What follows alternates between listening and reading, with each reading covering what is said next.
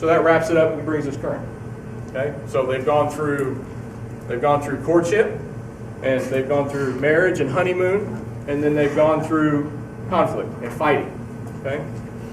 This is where, and this week is probably one of the biggest stumbling blocks in a relationship. And I know for me, major stumbling block for me. What is the difference between intention and action? Intention, you just plan on doing it. It's your intention to do it. Right. But you have to take an action. You have to put a verb in there and actually take that action. And isn't it ironic that we judge other people by their actions, but we judge ourselves by our intentions? Did you have a thought? Yo? Okay. Yeah, Yeah. I was thinking with intention, couldn't it have more planning? But then with an action, it can be kind of impulsive. Could be. Could be. Action is just doing something. One happens, one doesn't. One happens, one doesn't. One happens, one doesn't. Intention defined as one's purpose or objective, and an action is a thing done. Okay, so Shelley, there's your English definitions for the week. Thank you. You're welcome. It brings up that old adage, the road to hell paved with good intention. And I'm glad you brought that up, because I looked that up last night. Road to hell is paved with good intentions. Also, the road to ruin is paved with good intentions, or the road to destruction is paved with good intentions. But have you ever heard the road to heaven is paved with good intentions? Anybody heard that? Me either. So, this week, I want to kind of draw to a close where Solomon and his now wife are at. And maybe challenge you to kind of bring yourselves to that place too. Because the way that it ends is very beautiful.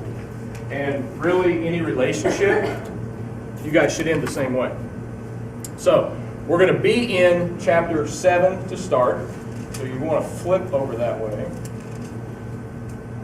We're going to start in verse 1. But here's 3 simple thoughts to help apply what we learned. Now remember, what's application of knowledge? What's that word? Wisdom. Thank you. Wisdom. Okay. Number 1, if you think something good, what should you do? Say it. Say it. Give people their flowers while they're alive. Right. Right. Don't lather them with roses after they've passed away. Don't lather them with kind words at a eulogy. Lather them now. Lather them now. If you think of something good, say it. Okay? Here's your challenge. And this goes way back. I think this is probably either the first or second week that we taught here, way back in June. Drawn from the same exact message. Life-giving words. Life-giving words.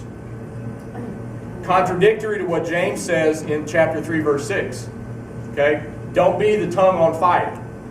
Breathe life-giving words. Don't rob somebody of that blessing of something kind to be said to them. Okay? Solomon is the master compliment. Okay? Let me read you what he says in Proverbs. You don't have to turn there, but it's Proverbs 16, verse 24. Solomon says, "Pleasant words are a honeycomb, sweet to the soul and healing to the bones."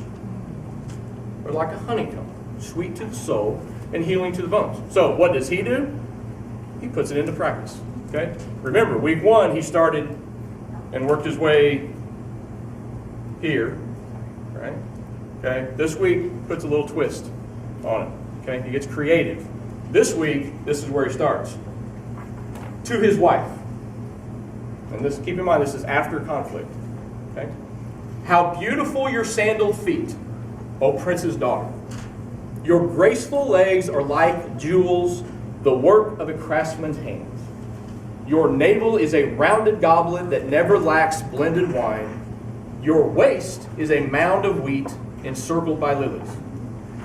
Now, let's stop there for just a minute.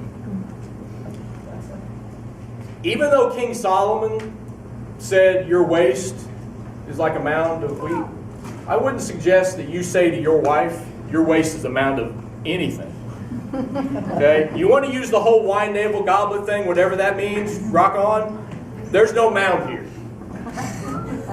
Just a thought. Just a thought.